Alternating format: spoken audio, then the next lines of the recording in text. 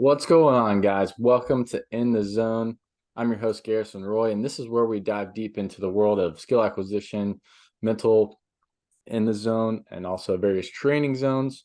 And we have various different types of segments. We have rants where we go on just a bunch of different hot topics or vent or just call out some of the BS in the industry. Then we go through full length interviews where we have experts, athletes, and coaches, which is what today's episode will be.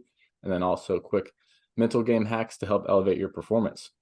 But if you have any questions, topics, or future guests that you want to see on the podcast, you can reach out, email that in to inthezonepodcast123@gmail.com because we don't do ads or sponsorships. We just believe in you sharing it. So if you get any value, send it to someone, share it on your story, text it to someone, and spread the good word.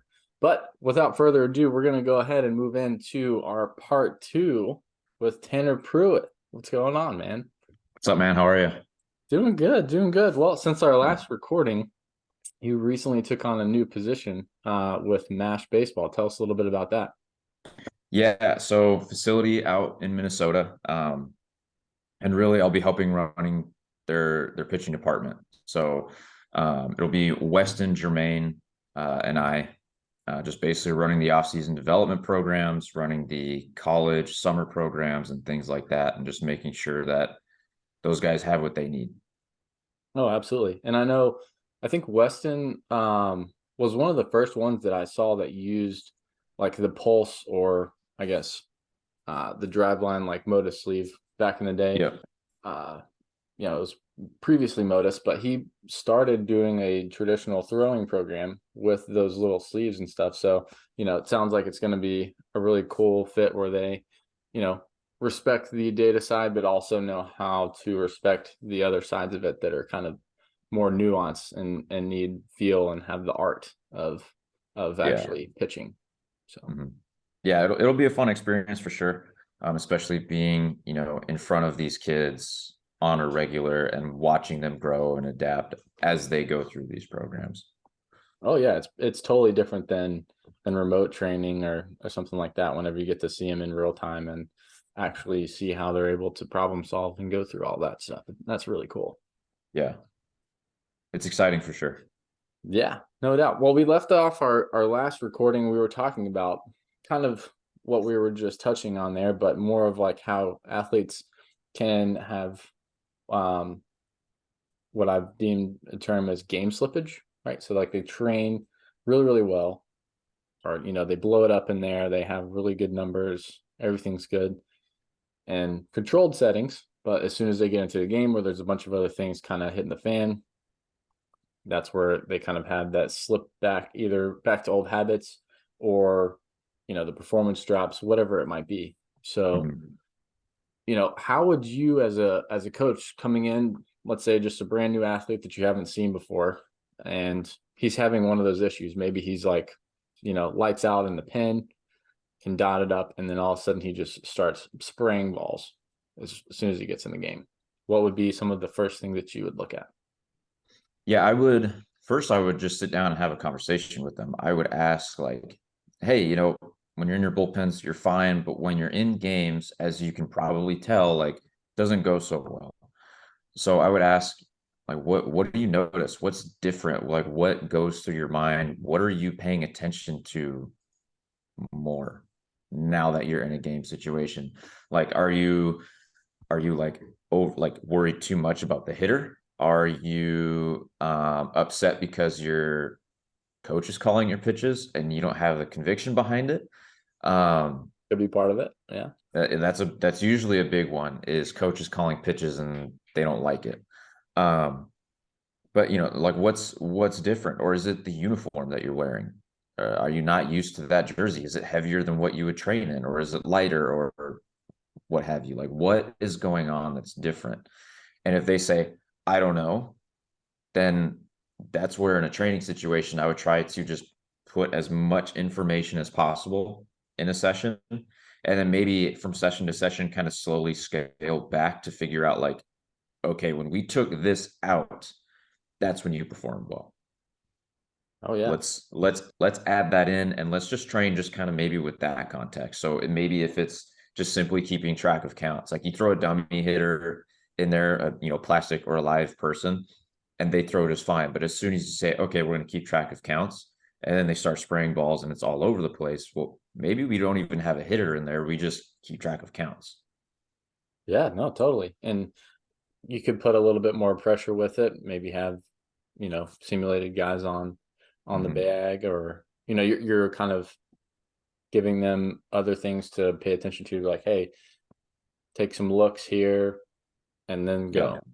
The Because the cool thing about where I'll be working at MASH is in the new facility that they're building, they will have a full size, I think 12U field, nice. but you can have the mound back at 60 feet 6 inches. Like you can mess with that. And so with that, we can have actual people on base, even though it might not be the full distance Mhm. of a high schooler that, the 90 feet, you can still have somebody there and still have kind of that feel. And so that's something I'm excited for. We don't move into that until January, but that's like the perfect time to start adding stress in that way. No doubt. And that's all turfed out, or Yeah, it'll be all turf. It's inside the facility as far as I know. even better, especially in that So that weather in January is probably going to be brutal. So, yeah, you're not getting outside in January. oh, that's awesome. Well, I kind of wanted to segue that too into kind of like your experience too, as in your adult league, right? Like Mhm. you're actually still in there playing, Yep. dicing dudes up. So, Yeah. and we talked about this a little bit too in the last podcast, but if you're experiencing things on your own, whether that's training or even playing, like it helps you understand what some of Mhm. the athletes are going through, like what they might even be attention grabbing, or what they might be more focused on. Mhm. Things that, like, after you haven't played for a while, kind of slips your Right. mind, right? And Yeah. a lot of the coaches who are further removed from the game think that the game's a lot easier than what it actually is. Yeah. Yeah, I mean, there were a few things that I guess learned or relearned, this year in men's league. I mean, the first thing was actually hitting. Hmm. Which was interesting because last year when I had a big leg kick and I was just trying to hit the ball as hard as I can. I had an okay year hitting because obviously not everybody's throwing hard. It's 70 poo from 50% of the pitchers we face. But when it came to this year, I just tried doing the same thing that I did the previous season. And it was just like, man, I'm really not seeing the ball. Like I can't pick it up. And Hmm. if I can't see it, I'm not going to be able to hit it. So I didn't necessarily go to change swing mechanics, but the question I asked myself was, how can I better pick up a baseball? How can I better see the information that I need to see? So it was, let's just get rid of a leg kick and just kind of load back and keep my head still and then swing. Um, Keep it I simple. ended up, yeah, it was just keep it as simple as possible. Last year, the big leg kick worked, and this year it didn't. And so what I found out was getting rid of that leg kick, keep my head more still. I could see the ball coming out of the hand. And I think I had like a 7 or 8 game hitting streak. And when you only play on Mondays and you play one game a week, that's kind of cool. Yeah, But that's impressive too. It's, I think, a little bit more difficult because you're not seeing live pitching every day, whether you're in college or, pro games. right. Like, you're gonna see guys thrown over the top. So for you to be able to adjust and adapt one time a week, it's Mhm. pretty good. Yeah. And then for the pitching side, like you and I have talked about not recording. Last year, I led the league in strikeouts, but also led the league in hit by pitches. I hit my limit pretty much every single game. I would hit 3 guys, and it was just like, okay, you hit one more and you're done. I never hit the fourth. But um, Funny how you hold yourself lower to that standard, because you're like, okay, only three, and you always get three. and I always got it. Yeah. Um, and with this year, I did a better job of not hitting people, which was great, but I was still getting super deep into counts. I'm like, what? Like, I shouldn't be doing this in a men's league. I should be able to like get guys out within 2 to 4 pitches pretty much every time. or more often than not, not every time, because there are some very There's good going to be hitters in some that dudes in league. the lineup. Absolutely. Oh yeah, they're like, not including the team I was on, there were three other teams I could hit very, very well. Just former Power Five, former minor leaguers, stuff like that. So it was kind of cool to play against them. But I'm like, why are my misses so bad? And I usually have two or three every AB. Like, what is going on? And in the middle of an inning, I just said, I basically told myself, all right, I've had enough of this. Let's like actually figure this out. And I was able to flip a switch and actually focus and have the intention of I'm throwing this pitch to get this guy out, like paying attention to, okay, catcher wants fastball outside. That's where I'm going with the ball rather than just like, okay, you put the sign down, I'm just going to throw it there. Like Yeah. almost having a more clear intention, which is ironic because I have had that conversation with so many of my guys. And for me to go through it, it's like, oh, okay, I know it, and I wasn't even using it like I thought I was. It took me like getting pretty frustrated with myself that I'm going 3-2 to almost every hitter in a men's league to like, you know, take care of it. But after that, it was like I was able to flip the switch. I was having quicker innings. I was going deeper into games. And just, again, having more fun that way rather than it's like, oh, another 3-2 count. So, Mhm. but those are the Finding, yeah, probably, you're finding yourself kind of fall back into that getting behind or mhm, getting 2-0 versus a 0-2 or 1-2, right? mhm. Like, or even sometimes, like I found myself doing this. I would get 1-2, and then all of a sudden it'd be like ball, ball, ball, because I would try to be too fine with it Yeah, and too many walk in the waste dude after pitches. getting ahead. Yeah, Yeah. Yep. it's Been tough. there, done that. Absolutely. Well, I love what you were saying too about kind of, I'm going to circle back to the hitting side where you're just kind of simplifying things. Hmm. And whether it's hitting or pitching, I think a lot of guys do kind of overcomplicate some of their movements or try to add too much flair, if that makes Yep. sense. And at certain levels, you can get away with it. Middle school, high school, like you could probably still play at a high level of performance and be able to get away with that. But once you start to get, you know, Power Five schools or even through the minor leagues, like you could see that trend too. You might be able to get away with it in low A ball, but once you get double A, triple A, or even those guys that are kind of like double A, triple A and they're stuck, once they go to those big leagues or that next level, wherever they're at, it Hmm. shows that it's Yeah. inefficient, right? And Yep. on the hitting side, I was actually having a pretty cool talk a few weeks ago with Zach Remillard. He's the guy I worked with last offseason, just got called up by the White Sox. But he Nice. was kind of on this whole, I guess, just tangent on Teacher Man and like how, uh, Judge kind of does this whole thing with his hinge. And I kind of like conceptualized it as more of a hip block. But if you simplify everything and you're able to hold basically the hinge in the throw or the hinge here, and you're able to kind of hold that and then elastically let that go, you're going to be able to catch up to that 95 plus guy Hmm. versus having the crazy leg kick or trying to make sure that your timing's just right. But he Hmm. was just like, hey, if you hold this the whole time, like you can literally hold that front leg up because it's going to be different. It's going to be variable based on what type of pitch is coming in or even how Right. hard the guy's coming in Hmm. with whatever pitch that he's got. So you're able to be a lot more adaptable, if that's the right Yeah. word, or you're And able to adjust a lot quicker. I feel like keeping things simple allows you to pick up that specifying information that you need to actually execute the task. Right. Kind of like I said, getting rid of the leg kick, I could actually keep my head still and I could have that focus on, what I needed to pick up. And I think a lot of kids or any athlete in any sport, it's like if you're too worried about the mechanic side of it, are you really focusing or paying attention to the information that you need to pick up to be able to Mhm. execute it? Like if you're too focused on yourself, like cool, even talking about the hinge, like kids are like, oh yeah, I really felt the hinge. I was like, well, how'd you throw? Oh, not very good.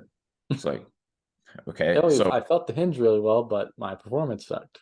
yeah, I felt the hinge really well, but I was throwing slower and I gave up walks and everybody was barreling me, whatever it might be. It's like, okay, so what you're saying is we don't need to work on the hinge. Like, like we don't need to make it the athlete's sole Priority focus. one.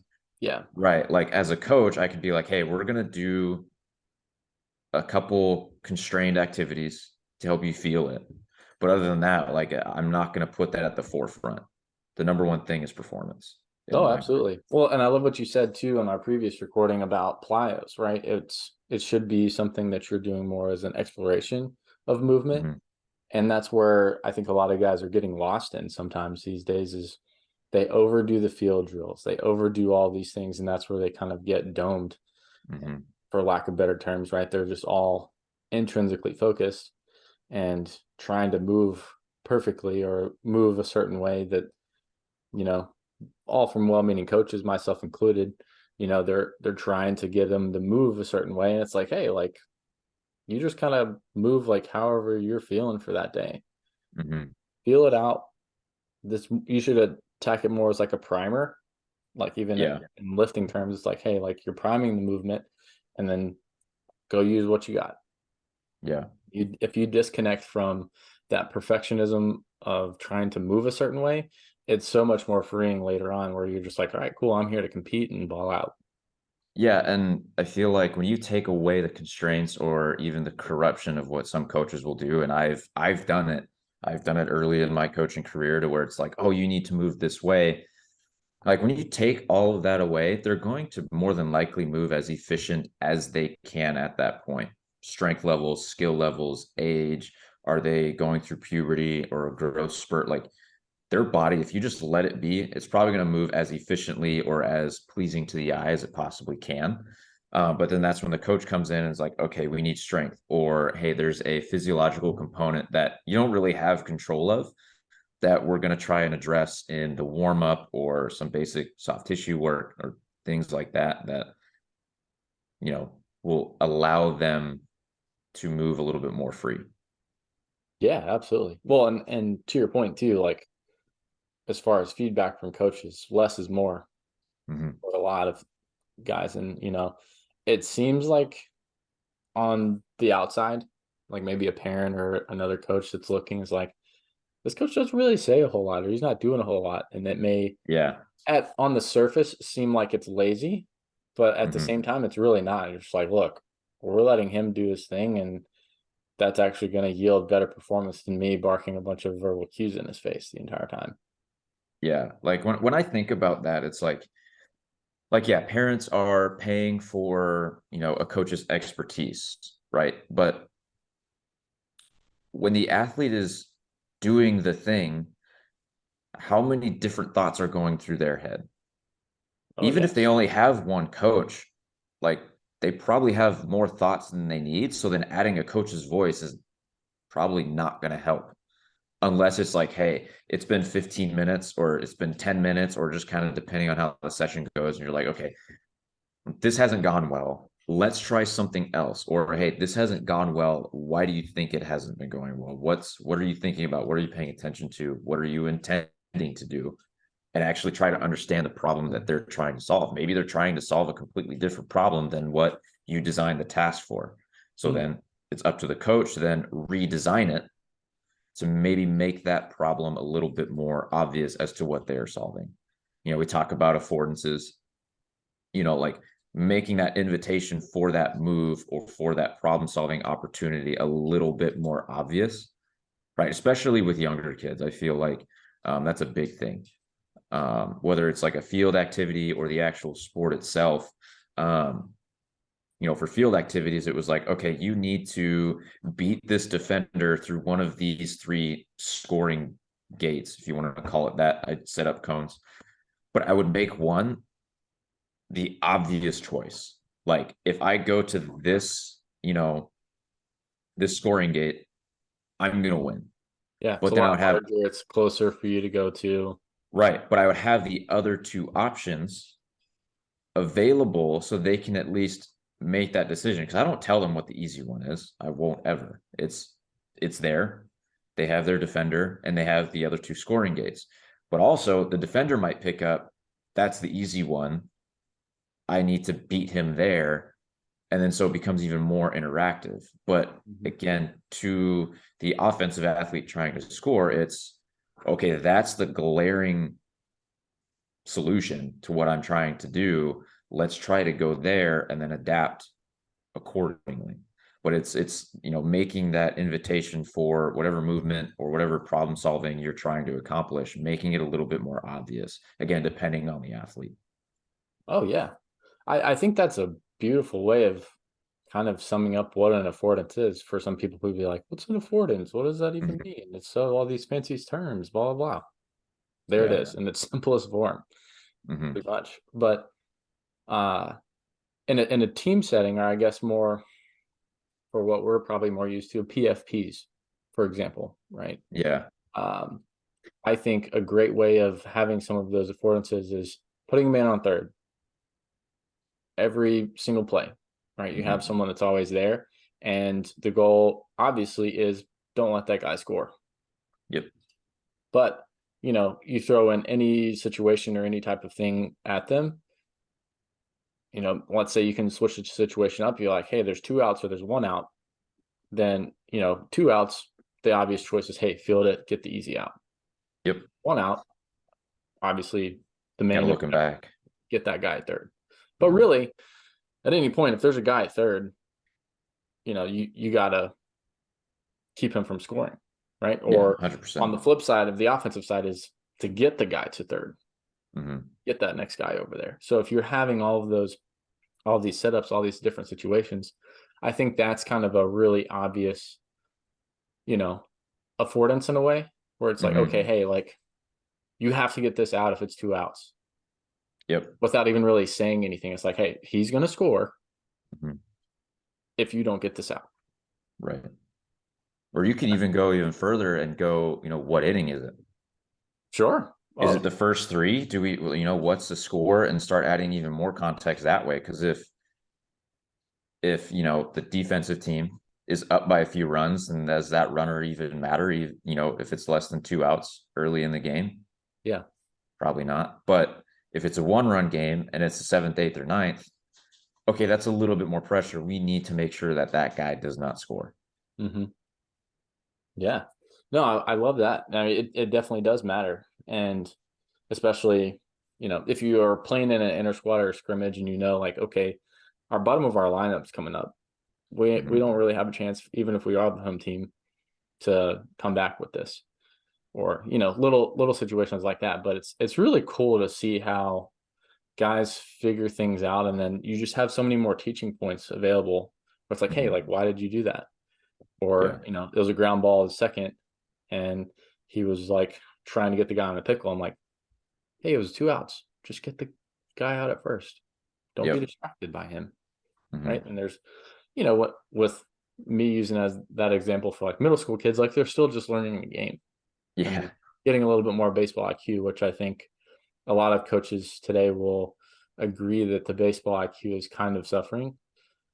Yeah. Not a lot of kids have that because, even with a bunch of this travel ball stuff or showcase type baseball, they're just trying to hit the ball as far as they can, throw the ball as far as they can, Mhm. or, you know, light up the radar gun, have really good stuff. Yeah. And So why I think, maybe yeah, the running game is definitely suffering from it. now a question for you then on that topic. Why do you think baseball IQ is down? Yeah, great Or question. I think a lot, why do you think we perceive that as coaches? probably because the coaching, or I shouldn't say the coaching, the practices are very watered down In to a what way? degree. So, like my example there of like, hey, putting them in situations. Hmm. If you never put them in those situations in practice and you just do mass PFP or mass PFPs, mass ground balls, mass fly balls, and there's no situation attached to it, Hmm. that's where the missing link is, Yeah. right? Like you're just practicing and rolling through the motions to get reps, Hmm. which I'm all for getting reps, but at the same time you need, and people say quality reps over quantity, but it's more of quality of situational attachment to those reps. Yeah. if that Yeah, I even mean, makes sense. no, it definitely makes sense. I also think like that is definitely part of it, but how many kids are out playing wiffle ball anymore or playing pickle? Like my buddies and I would do that in the Sure. front yard all the time. Hmm. Doing things like that to kind of learn like, oh, if I need to get this guy out or whatever, right, in a pickle, like, okay, I actually need to close the gap. I didn't need anybody telling me, hey, get closer. It was just like it's only three guys, the runner and two defenders. I don't have anybody backing me up. So we got to figure out how to get this guy out, Hmm. right? Because we had a point system, all those things. And I think that definitely plays a role. Like there's a lot less free play because of technology, whatever, or it's not cool anymore to do those things. And Or just controlling, you know, I mean, another factor that obviously for those of you who might be listening, sorry if it hurts your feelings, but sometimes parents can kind of hold that back too. It's like, hey, you're only practicing with a coach or with a team or you're playing the game mhm, because they're afraid that their kid's going to get hurt or, you know, whatever it might be. Just kind of coddling them too much. And they don't yeah, have that chance to have that free play, you know? yeah, yeah. I mean, I just remember in middle school, like, my dad was the head coach of our team. We had one practice on the weekend and then one game during the week. And we didn't really do anything else, but it was just like, well, yeah, we're not gonna have organized team practices, but like get outside, go throw, go hit. We had a cage in our backyard. Like it was all driven pretty much by me. Like, yeah, I wanted to get out there because at a young age, I was not a very good hitter. So I was going to practice that as much as I could. Right. And then I also had, a mound in the backyard I could pitch off of. And it was just like had my buddies over, we would hit in our cage, do things like that. And I don't know. There are some kids that still do it. Like I've coached a few, but it's to me, it just seems like it's nowhere near what it used to be. Oh yeah, less opportunity there. I mean, you can point a lot of fingers at a bunch of other things, but at the end of the day, if you allow that opportunity to happen even in training sessions, I think Hmm. that'll help out a lot of guys. Yep. Agreed. But wanted to kind of switch gears here a little bit. I know within the last since the last recording and now you were also kind of going through this rehab slash prehab throwing stint where you're trying to work on getting things done, but you're actually putting the ecological twist on it Hmm. of a lot of standardized return to throwing programs like we kind of touched on at the beginning. It's like, hey, you do X amount of throws, X distance, blah blah blah. Hmm. How has your thinking of that kind of evolved since you've been going through that process yourself? It's changed a lot, honestly, since I started working with Yuji Suzuki, which you need to get him on your podcast Totally up for soon. it. Yeah. Yeah, you need to get that guy on here. He is very intelligent, very smart. But my first conversation with them, because I was going through a lot of bicep pain, we thought it was a nerve issue, and it really wasn't going away. It would help for a little bit, and then it was just right back to square one. But I was explaining things to him. I said, yeah, if I rip a 2 pound plyo as hard as I can, like I feel nothing. It feels great. But as soon as I get down closer to a baseball, that's when everything hurts, whether it's 40% intensity or 100%. Like it's gonna flare up. And so he goes, so it sounds like your bicep has an issue problem solving higher speeds. And that changed my perspective on rehab and prehab with just that one question. It was like, that's the problem solving activity or situation that you can address in a rehab setting through an ecological lens. Like, ecological dynamics is all about problem solving and completing the task using the environment and constraints at play. And he's like, that's where you're having an issue problem solving. And it was like, oh my gosh, okay. So he goes, so we're going to do a series of things to build a workload in your bicep and your shoulder because he goes, we want to take care of everything, the joint above, joint below. Mm-hmm. But he's like, we also are going to need to expose your bicep to high speeds without throwing, right? You're familiar with the pseudo throwing that typical rehab and return to throw programs do, which is great. There's a place for it. And I utilize some of those things with Yuji. But with him, it was like, we need to get your bicep problem solving higher speed. So it was drop catches with the 2 and 1 pound plyo. So like, I'd hold it at my elbow at 90 degrees, and then I would let go full extension, and then catch it coming back up. So like activities like that, taking care of the shoulder through some more explorative type of movements where I was holding, a kettlebell or a dumbbell straight above my head, and I would have to set a baseball down and pick it back up on the ground. Right. So I'm getting lateral flexion while I'm holding this up, and I couldn't place the ball in the same spot 2 times in a row. I So, like that. and I couldn't move my feet. So I had to place it in different spots where my feet could pivot, but I couldn't take a step. And so it was Okay, really so you kind could of still pivot. constrained. Yeah, you could Hmm. still pivot in the ball of your feet, but you couldn't Hmm. completely displace it. Okay. Yeah. And I could squat. I could, however I got the ball to the ground and pick it back up, I could do whatever. But, kind of doing those explorative movements for just taking care of the shoulder, making sure that was good. And then doing different activities with plyos. Like another one was like front toss basically with plyos. So I would use the 2 pound at like 70, 80%. And then I'd get to the 1 pound ball, and I'm like underhanding at like 90 to 100%, exposing the bicep to those forces, but I'm not throwing.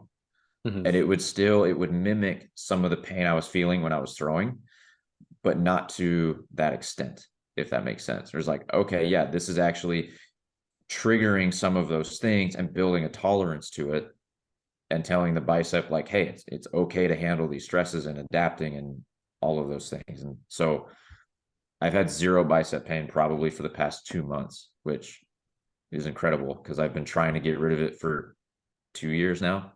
Yeah. And now So, you're knowing how to problem solve through that, which mhm, is really cool, in my opinion. And even, you hear this term all the time through strength and conditioning coaches, like progressive overload.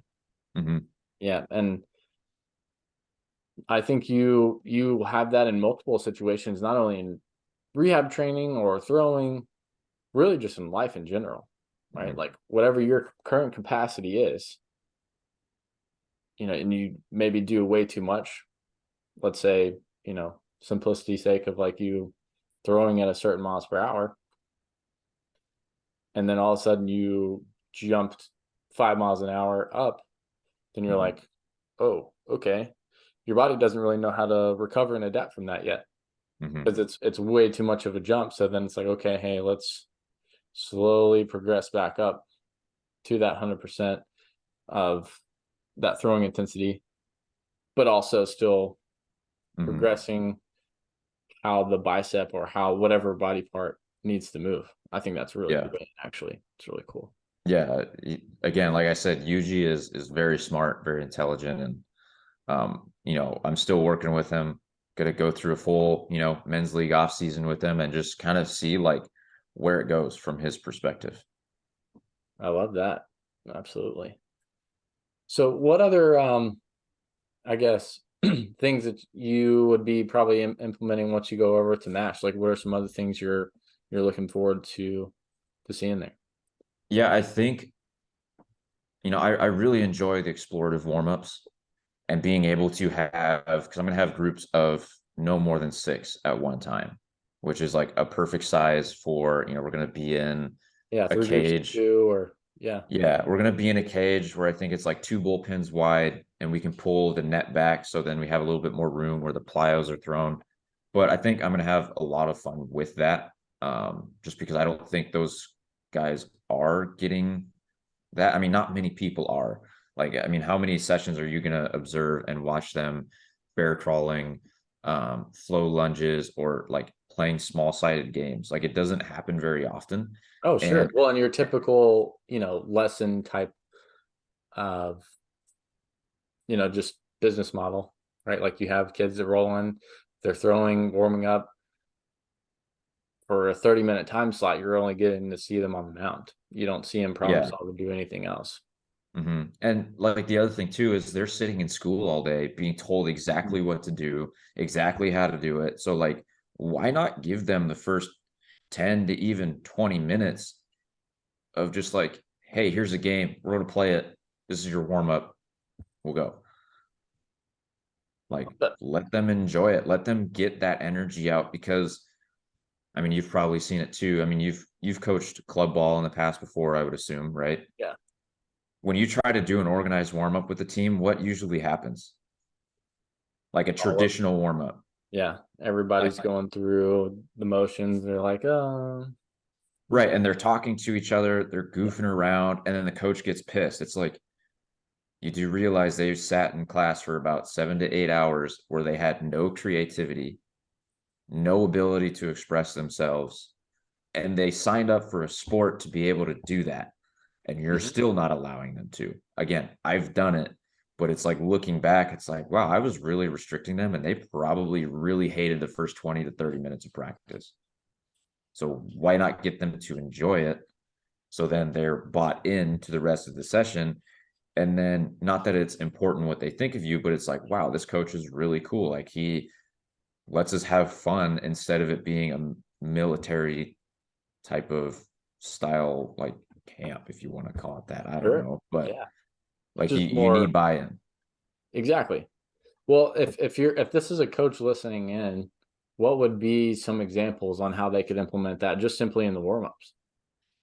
Yeah, it really kind of depends on what you have available. Um, Let's say there's just let's say it's just a team, no other things to utilize other than baseball and gloves, so it's all body weight, okay. just to keep it simple. And Because most people, will have other things that have like bands or whatever later on. right. So I think, one thing you can do is I did this when I was a pitching coach at St. Cloud State. It called it baseball tennis. I Okay. don't know if I've sent you that video before, but you can set it up with 2-on-2 and you set up boundaries. It's just a small square and you can set up cones in the middle as your net Hmm. and you use your glove and you can't squeeze your glove. It's like you're hitting it back and forth. So it literally looks like doubles tennis, just a lot smaller. Hmm. Practically the same rules as what tennis would be, but you're getting them in an athletic position. They have to get their glove to the ball, right? And they have to flip it. Now, how many times in a game are you gonna have to flip a ball to somewhere after a bunt? Not many, but the one time that it needs to be done, you want to be able to do it. So why not turn that into a game? One, to get their bodies going, get their heart rate up, body Yeah, temperature, they're get moving that in up, multiple different directions, just kind of going all over the place. right? And how is a coach going to critique that? Oh, you're not doing it right. No, like, It's literally no, just, hey, figure you it close out. your glove. That's it. Keep it Yeah, open. close. Yeah, if you close your glove, it's a point for the other team. So there's there's a constraint right there. So like different things like that. I think that was a great warm up. Um, Probably one of my favorite ones that I did was with an 11U team, and one kid had a dodgeball with him, Oh, nice. and I was like, "Can we use that?" He goes, "Really?" It's like, yeah, we're going to warm up with this thing for the next 20 to 30 minutes. And parents were not happy, but the kids loved it. Um, but I was like, all right, we're all in a group. We're going to see how many times we can keep this dodgeball in the air and hit it. Like that was it. They're 11 years old. They don't need any other, motivation to try and keep it up other than like, oh, this is fun. Let's see how many times we can hit this ball and keep it in the air. And I think they got to like 40 or 50 or something like that. But it took 15 minutes to get there and they were all breathing heavy. They were warmed up. They were ready to go. And they had a great day that tournament. Like it was fun for them. So being able to do some of those things like that, like, actually had a coach ask me because I posted that to Twitter and they're like, oh, do you think that took away from their focus at all? I said, no shot. This actually probably helped them have a little bit more focus because they were more locked in. They were bought into what they were doing that day, and it was fun. Kids don't focus when they're bored or they're not enjoying what they're doing, so they start thinking about other things, and especially boys at that age. So Yeah, getting them to have fun right away, it's going to be easier for them to keep their minds actually on what they're supposed to be doing. absolutely. I love that. So essentially, you're just trying to take out the monotony. You're taking out all of this 100%. robotic stuff to help them just be more engaged. If you're mentally more in tune with what you're doing and you have Problem kids, solving. yeah. Like I'm gonna do that as often as I can. Like, some coaches are like, oh, sometimes you just need a break. And it's like, why not just do that all the time? It's going to take a little bit more effort on the coach's part, obviously, so they're not doing the same games over and over and over again. But like in the long run, I think being able to break up that monotony and, you know, every once in a while, then throw in a traditional warm up on like a low intent day, but don't do that all the time, in my opinion. Like, Yeah, there's a time and have place for both, I think, for sure. right. And I think doing the small sided games, the more interactive activities, more often than not, are going to be more beneficial than, all right, everybody, pull your arm across your chest and hold for 20 seconds or whatever other, Well, traditional warm up. that's static stretching. Shouldn't be done before you do something active anyways, but that's a whole nother topic. Right. Yeah. But you get the point though, as like, how often do you really need to do those types of things? Yeah. Like, how can you get them running, jumping, changing direction, rotating without it being like, okay, do this for 30 seconds and then we'll switch to this other thing. Oh, absolutely.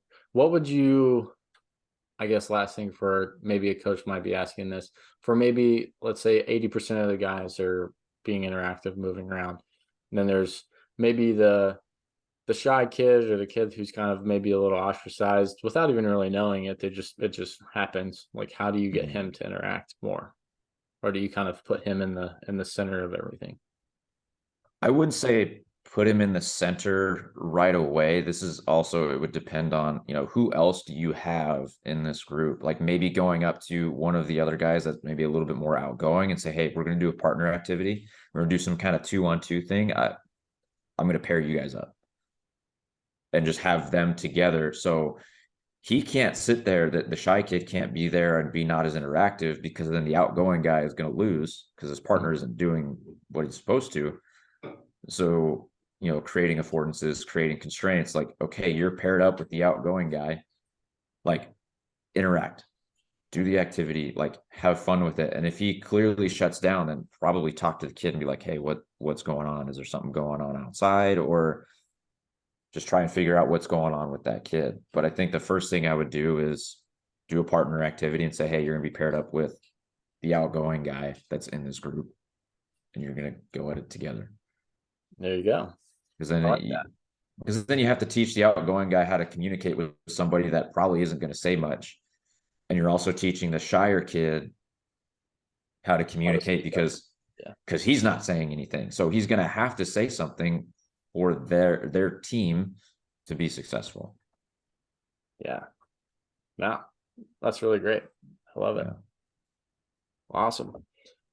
Well, you got any closing thoughts or anything else you'd like to say before I let you go? No, I don't think so. I think that's about it. Awesome. I appreciate you having me on here. Yeah, absolutely. Well, where can guys get in touch with you, find you, or maybe even, talk some shop? Yeah, so Instagram, TJP_training. That's probably where I'm going to be most active. Twitter, TJ Pruett 2310. Probably the two where I'll be most, again, interactive. Instagram's going to be a little bit more fun, creating reels and just, kind of getting a snippet into how I train, my way of life. Twitter's going to be a little bit more educational. So I guess really whatever the coach is listening or interested in, or even athletes, follow accordingly, I guess. Yeah, But yeah, that's where you can find me. I love it. Awesome. Well, Tanner, appreciate you coming on, man. And for those of you listening, stay in the zone.